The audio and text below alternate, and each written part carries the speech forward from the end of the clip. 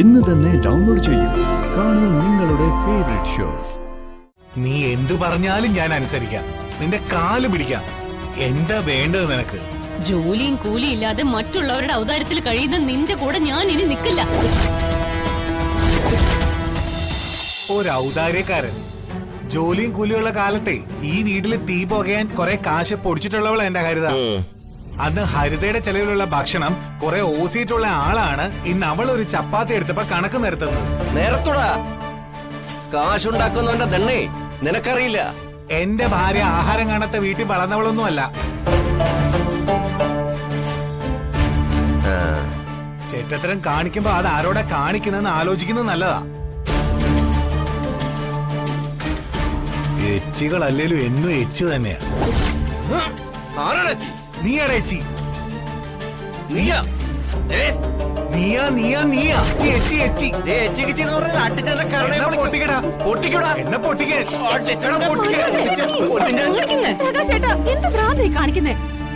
ഞങ്ങൾക്ക് എല്ലാവർക്കും കൂടി അവകാശപ്പെട്ട അച്ഛന്റെ പെൻഷൻ പണം തട്ടിയെടുത്ത് കുടുംബം തൊലച്ചിട്ട് ആള് കളിക്കുന്നോടാ നീ. അച്ചിയുടെ വിശപ്പടക്കാൻ പോക്കില്ലെങ്കിലേ അവളെ കൊണ്ട് തെരുവിലേക്ക് ഇറങ്ങണം. പറയാ തന്നെയല്ലടാ. എന്നെ അടിച്ച് കരണം പൊട്ടിക്കടാ. അടിച്ച് കരണം പൊട്ടിക്കുക മാത്രല്ല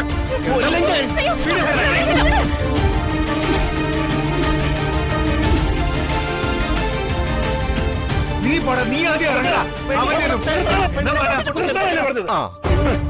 തമ്മിൽ തല്ലി ചാകാൻ നിൽക്കുന്ന മക്കളെ പിടിച്ചു മാറ്റാൻ പോലും ആവതില്ലാത്ത ഒരു അച്ഛനും അമ്മയാ. അതോർത്തെങ്കിലും ഒന്ന് അടങ്ങിനടാ. എന്തിനു തമ്മി തല്ലുന്നേ? അതിന് തക്കവണ്ണം എന്താ ഇവിടെ ഉണ്ടായത്? എന്താ മോളെ ഉണ്ടായത്? അച്ഛനമ്മമാരും മക്കളും കൂടി അടുക്കളയിൽ ഗ്രൂപ്പിസം ഉണ്ടാക്കിയതും മതില് കെട്ടിയതും ഒന്നും ഞാൻ അറിഞ്ഞില്ല.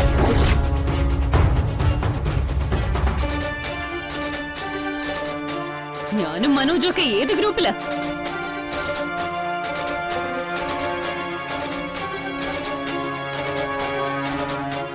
അതറിയാതെ ഞാനൊരു ചപ്പാത്തി എടുത്തുപോയി. അതൊരു വലിയ തെറ്റായി പോയല്ലേ?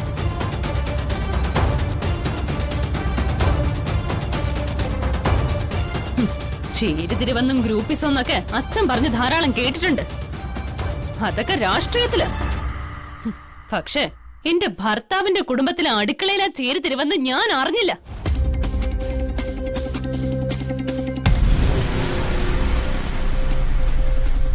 ഹരിതേ, നീ ഗ്രൂപ്പിസോ നോക്കണ്ട, ചേരിതിരിവും നോക്കണ്ട, ആരുടെയും പക്ഷം പിടിക്കുകയും വേണ്ട. പ്രകാശേട്ടൻ കാണിച്ചതിനൊക്കെ ഞാൻ മാപ്പ് ചോദിക്കുന്നു. ഒരു കൂടപ്പിറപ്പിന്റെ സ്നേഹത്തോടെ പറയോ ഹരിത ആഹാരം കഴിക്കും. വേണ്ട. ഔദാര്യത്തിന് നന്ദി.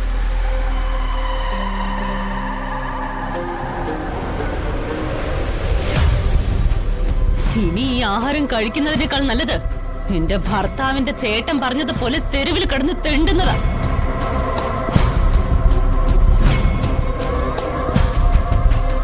മോറങ്ങോട്ട് വിടണേ.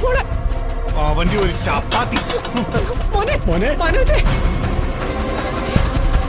അറിയാതിരിക്കാൻ വയ്യ പ്രകാശേട്ടാ. കാണിച്ചതൊക്കെ വളരെ മോശമായി പോയി. ഒരു മോശമില്ല. ബാക്കിയുള്ള ആഹാരം എടുത്തിട്ടേ ഫ്രിഡ്ജിൽ വെച്ചേക്ക്. നാളെ രാവിലത്തെ ഭക്ഷണേ അങ്ങനെയെങ്കിലും ലാഭിക്കാമല്ലോ.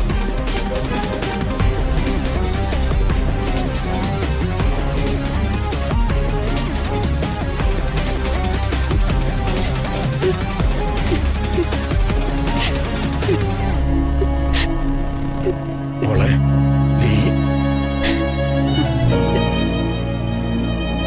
മടുത്തച്ഛ. ഭർത്താവെന്ന് വെച്ച് സഹിക്കുന്നതിനൊരു അതിരുണ്ട്. മോളെ, ഭർത്താവിന്റെ ഈ വക പെരുമാറ്റങ്ങൾ സഹിക്കാവുന്നതിനും അപ്പുറമായിരിക്കാം. പക്ഷേ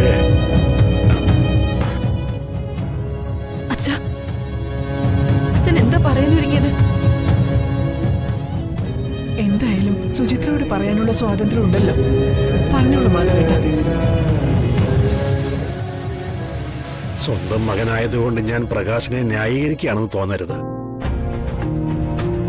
വലിയ ശമ്പളക്കാരനൊന്നും അല്ല പ്രകാശൻ. പണം വരാനുള്ള മറ്റ് വരുമാന മാർഗങ്ങളും ഇല്ലെന്നാണ് എനിക്ക് തോന്നുന്നത്. എന്നിട്ടും അവൻ പുതിയ വീട് വെക്കാനുള്ള ശ്രമത്തിലാ. അതിനുള്ള പണം അവന്റെ കരുതൽ കൊണ്ടുണ്ടായതല്ലേ. ആ നിലയ്ക്ക് ഭർത്താവിന്റെ പിശുക്കും സ്വാർത്ഥതയും നിനക്ക് ഗുണകരമല്ലേ മോളെ? അതായത് അറുത്ത കൈക്ക് ഉപ്പ് തേക്കാത്ത ഭർത്താവിന്റെ പിശുക്ക് പോലും ഭാര്യ അംഗീകരിക്കണമെന്നോ? അതല്ലേ മാധവേട്ടൻ ഉദ്ദേശിച്ചത്? എന്നല്ല, പ്രകാശന്റെ കടുംപിടുത്തവും പിശുക്കും ഒക്കെ സുചിത്രയുടെ നല്ലൊരു ഭാവി ജീവിതത്തിന് കാരണമാകുമെന്ന്.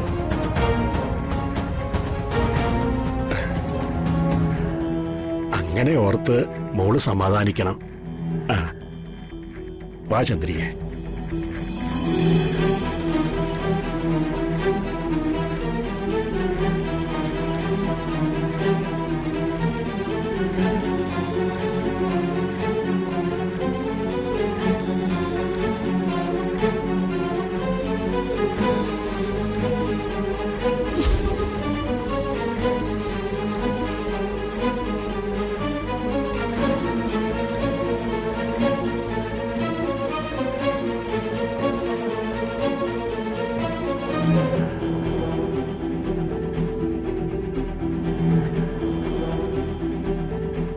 ഹരിതേ, നിർത്ത്.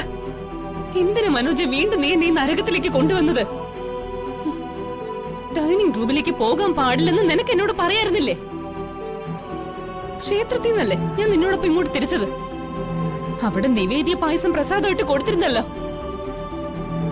ജോലിയും കൂലിയും ഇല്ലാത്ത നിന്റെ ഭാര്യയ്ക്ക് ഇവിടെ എച്ചില് തിന്നുന്ന ഒരു പട്ടിയുടെ വില പോലും ഇല്ലെന്ന് നിനക്ക് അറിയായിരുന്നില്ലേ? വിശപ്പടക്കാൻ ഒരില്ല പായസം കൂടി കരുതായിരുന്നല്ലോ നിനക്ക്. ഹരിതേ, സോറി. ഇങ്ങനെയൊന്നും നടക്കുമെന്ന് ഞാൻ തീരെ പ്രതീക്ഷിച്ചില്ല. അയാളുടെ വിവരക്കേടിന് ഞാൻ നിന്നോട് മാപ്പ് ചോദിക്കുന്നു. കഷ്ടം. നിന്നെപ്പോലെ ഗതികെട്ട ഭർത്താക്കന്മാർക്ക് എടുത്ത് പ്രയോഗിച്ച് രക്ഷപ്പെടാൻ ഒരു വാക്കുണ്ടല്ലോ, മാപ്പ്. MLA കരുണാകര കുറുപ്പിന്റെ മകള് വിഷപ്പടക്കാൻ തെരുവ് തണ്ടണോന്ന്. എന്താ ഞാനിത് പഞ്ചപുച്ച അടക്കി അനുസരിക്കണോ?